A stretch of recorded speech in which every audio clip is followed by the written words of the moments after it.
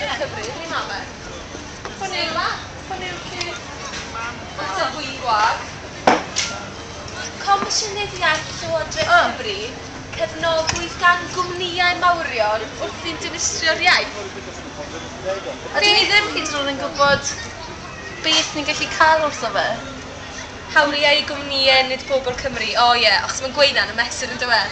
Mae hawliau gyda cyrff y gwmnïau i apelio yn erbyn rhywbeth mae'n rhaid nhw darparu'n Gymraeg, ond sy'n hawliau da pobl fel ti a fi i ofyn i'r Comisiynydd i wneud rhywbeth. So hwnna yw'r unig hawliau sy'n yn y mesur yw cwmnïau mawr yn cael y hawliau?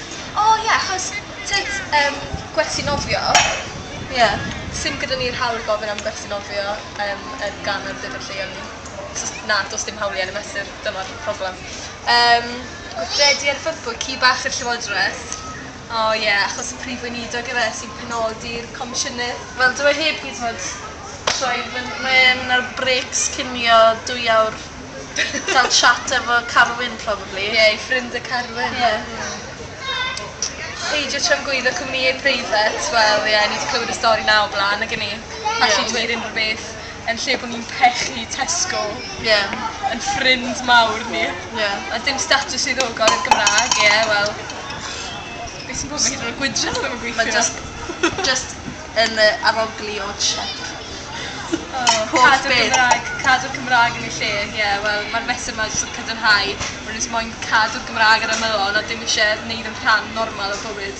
Dim statws, dim statws hyd yn oed yn y mesur. So nhw wedi gallu rhoi hwnna hyd yn oed.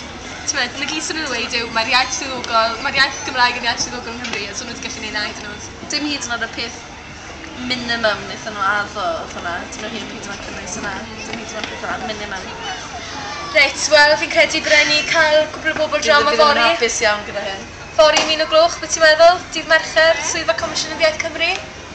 Ni weld beth ydy'r Comisiynydd Iaith mae'n gynnig. Come on.